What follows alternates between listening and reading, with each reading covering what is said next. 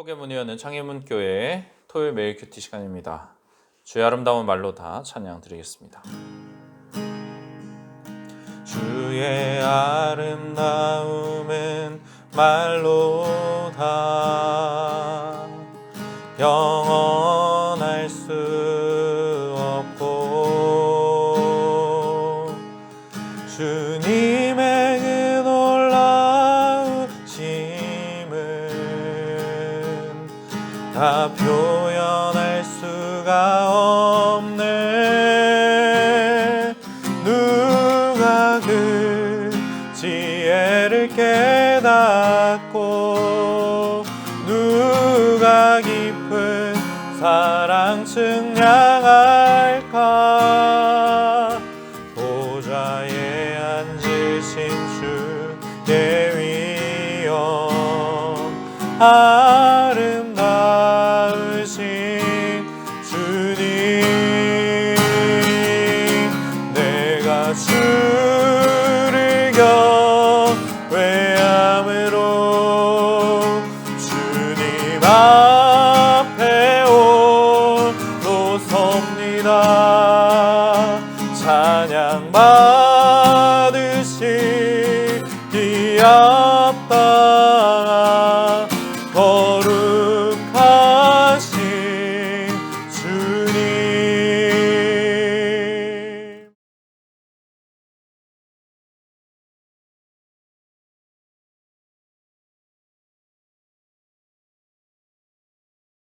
제 2장.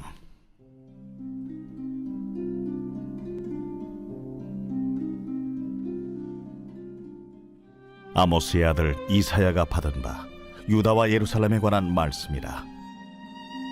말이래 여호와의 전에 산이 모든 산 꼭대기에 굳게 설 것이요 모든 작은 산 위에 뛰어나리니 만방이 그리로 모여들 것이라. 많은 백성이 가며 이르기를 오라 우리가 여호와의 산에 오르며 야곱의 하나님의 전에 이르자. 그가 그의 길을 우리에게 가르치실 것이라.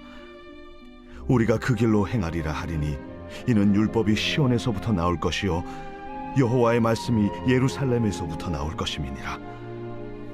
그가 열방 사이에 판단하시며 많은 백성을 판결하시리니 무리가 그들의 칼을 쳐서 보습을 만들고 그들의 창을 쳐서 낫을 만들 것이며 이 나라와 저 나라가 다시는 칼을 들고 서로 치지 아니하며 다시는 전쟁을 연습하지 아니하리라. 야곱 족속아 오라 우리가 여호와의 빛에 행하자. 주께서 주의 백성 야곱 족속을 버리셨음은 그들에게 동방 풍속이 가득하며 그들이 블레셋 사람들 같이 점을 치며 이방인과 더불어 손을 잡아 언약하였음이라. 그 땅에는 은금이 가득하고 보화가 무한하며 그 땅에는 마필이 가득하고 병거가 무수하며 그 땅에는 우상도 가득하므로 그들이 자기 손으로 짓고 자기 손가락으로 만든 것을 경배하여 천한 자도 절하며 귀한 자도 굴복하오니 그들을 용서하지 마옵소서. 너희는 바위 틈에 들어가며 진토에 숨어 여호와의 위엄과 그 광대하심의 영광을 피하라. 그날에 눈이 높은 자가 낮아지며 교만한 자가 굴복되고 여호와께서 홀로 높임을 받으시리라. 대저 만군의 여호와의 날이 모든 교만한 자와 거만한 자와 자고한 자에게 임하리니 그들이 낮아지리라. 또 레바논의 높고 높은 모든 백향목과 바산의 모든 상스리 나무와 모든 높은 산과 모든 솟아오른 작은 언덕과 모든 높은 망대와 모든 견고한 성벽과 다시스의 모든 배와 모든 아름다운 조각물에 임하리니 그날에 자고한 자는 굴복되며 교만한 자는 낮아지고 여호와께서 홀로 높임을 받으실 것이요 우상들은 온전히 없어질 것이며 사람들이 암혈과 토굴로 들어가서 여호와께서 땅을 진동시키려고 일어나실 때에 그의 위엄과 그 광대하심의 영광을 피할 것이라. 사람이 자기를 위하여 경배하려고 만들었던 은 우상과 금 우상을 그날에 두더지와 박쥐에게 던지고 암혈과 험악한 바위 틈에 들어가서 여호와께서 땅을 진동시키려고 일어나실 때에 그의 위엄과 그 광대하심의 영광을 피하리라. 너희는 인생을 의지하지 말라. 그의 호흡은 코에 있나니 새말 가치가 어디 있느냐.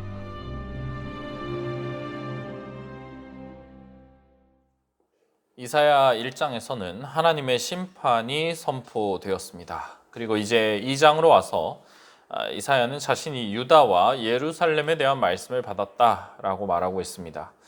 이것은 일종의 표제인데 이제 이사야 2장에서부터 4장까지 이스라엘의 현재 상황 그리고 그들이 앞으로 맞이하게 될 운명의 차이에 대해서 분명하게 보여주고 있습니다. 2절은 마릴을 언급하고 있습니다. 여기에서 마릴은 문맥상 그리스도께서 재림하심으로 온전히 성취될 종말의 날을 의미하는 것으로 볼 수가 있습니다. 또 그 일부분이 이미 시작된 신약의 교회 시대도 의미한다라고 볼 수 있겠습니다. 이 마릴에 여호와의 전의 산이 모든 산 꼭대기에 굳게 설 것입니다.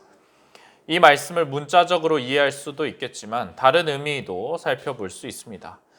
많은 고대 종교들은 자신들이 믿는 신이 높은 산 위에 거한다고 생각했습니다. 그리스인들이 올림포스 산을 그렇게 생각했던 것처럼 말입니다.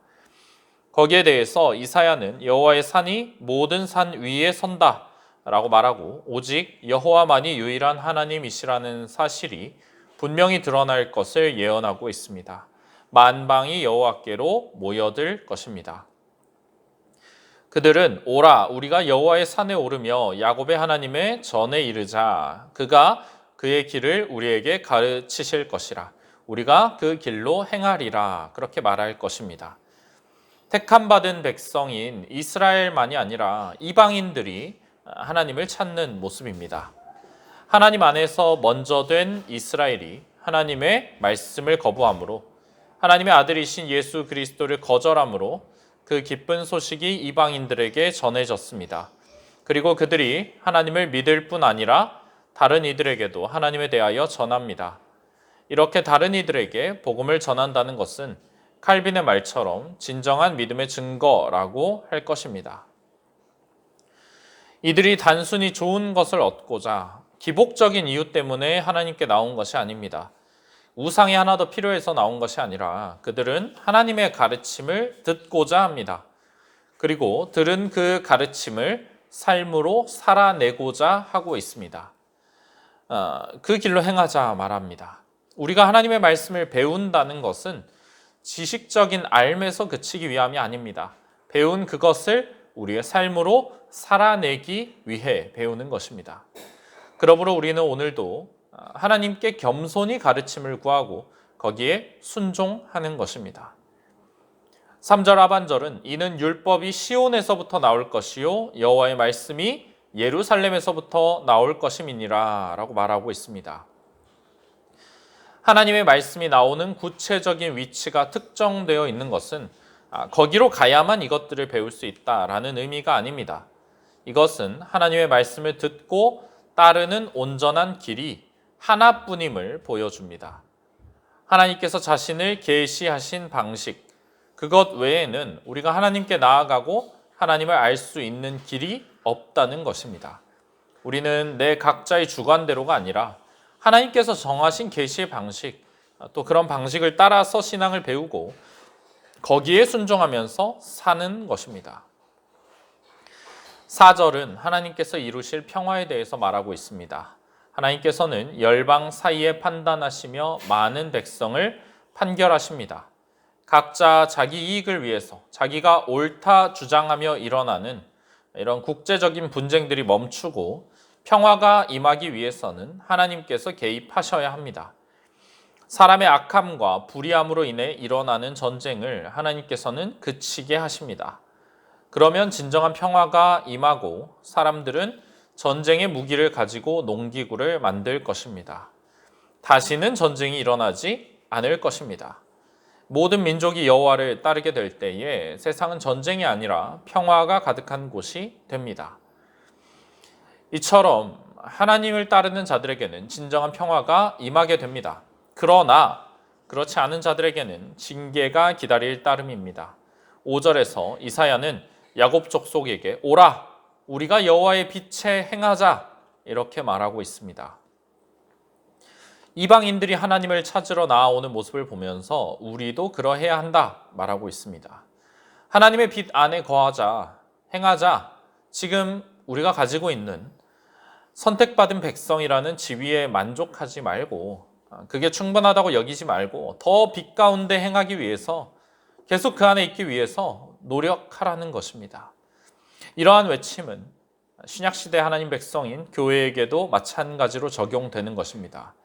내가 교회의 일원이라고 해서 끝이 나는 것이 아니라 계속해서 빛 가운데 행해야만 합니다. 그러지 않으면 하나님을 찾으러 나오는 불신자들이 더 먼저 되고 나는 나중이 되어버릴지도 모르는 일입니다.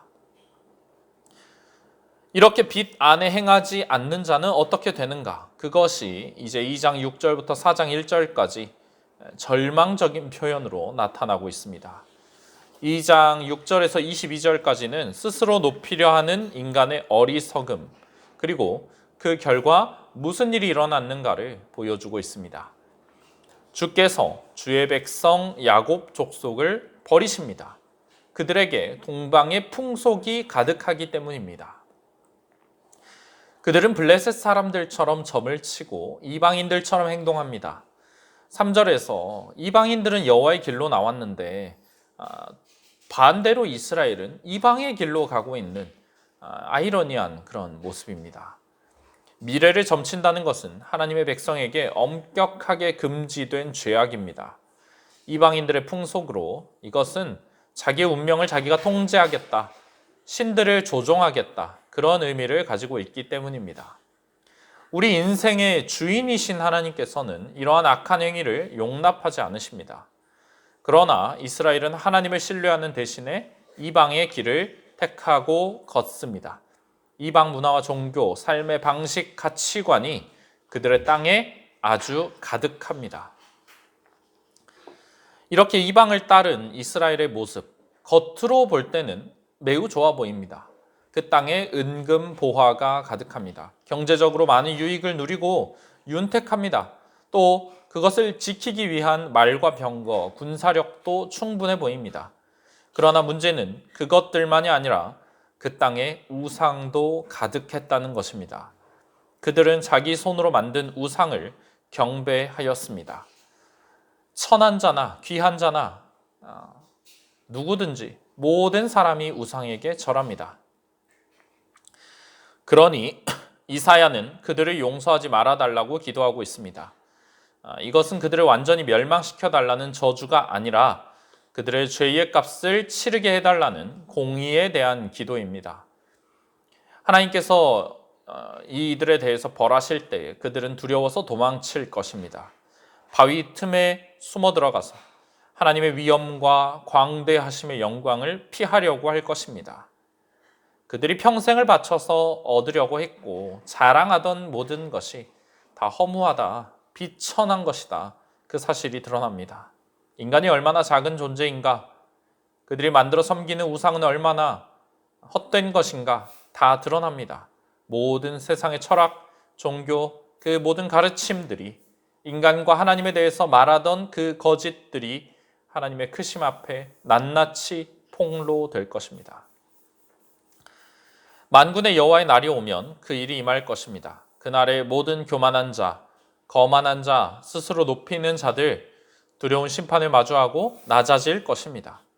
레바논의 백향목, 바산의 상수리나무, 모든 높은 산, 언덕, 망대, 견고한 성벽, 다시스의 배와 아름다운 조각물들, 이것들은 인간의 오만함과 하나님을 대신하여 높아지려 하는 영적인 악한 상태, 그것을 상징합니다. 어떤 학자는 이사야가 지금 북쪽으로부터 내려오는 어떤 지진을 동반한 폭풍 같은 그런 재해, 이것을 보여주려 한다라고 말합니다. 거대한 자연재해가 모든 것을 휩쓸면서 부시고 내려올 때 인간이 세운 모든 것들이 파괴됩니다. 그 모습은 우리가 얼마나 작은 존재인가, 그것을 다시금 생각하게 합니다. 그날에 하나님께서 홀로 높임을 받으실 것입니다. 우상들은 온전히 없어집니다. 사람들은 굴을 파고 들어가서 하나님의 위엄을 피해 도망치려 할 것입니다. 그 동굴 안에 살면서 그들은 자기를 위해 경배하려고 만들었던 은금 우상을 두더지와 박쥐에게 던질 것입니다. 어둠 속에 사는 이런 짐승들, 딱 그 정도가 우상들에게 어울립니다. 22절입니다. 너희는 인생을 의지하지 말라. 그의 호흡은 코에 있으니 새말 가치가 어디 있느냐. 22절은 결국 이스라엘이 버려야 하는 것은 인생을 의지하는 마음이라는 것을 보여줍니다. 우상은 그 과정에서 그들이 만들어낸 것일 뿐입니다. 결국 인생을 높이고 의지하였기 때문에 사람은 하나님으로부터 멀어지고 우상을 만들어 섬긴 것입니다. 우리의 호흡은 코에 있음을 기억해야 합니다. 하나님으로부터 받은 호흡이 멈추면 죽고 마는 유한한 존재인 우리를 의지할 이유가 대체 어디에 있습니까? 생명의 근원이신 하나님과 유한한 우리를 비교할 만한 가치는 조금도 없습니다. 우리는 자꾸만 하나님을 의지하는 대신에 스스로를 의지하고 남을 의지하고 우리 나름대로 방법을 찾으려고 합니다. 평생을 그런 사람들과 살아왔고 그런 사고방식을 학습해 왔습니다. 그러나 우리가 빛 안에 행하기 위해서는 하나님을 의지하여야 한다는 것 잊지 말아야 할 것입니다. 주님께 나아가서 주님의 도를 배우고 주님의 길로 행하는 저와 여러분이 되기를 소망합니다. 주신 말씀을 기억하며 기도하시겠습니다.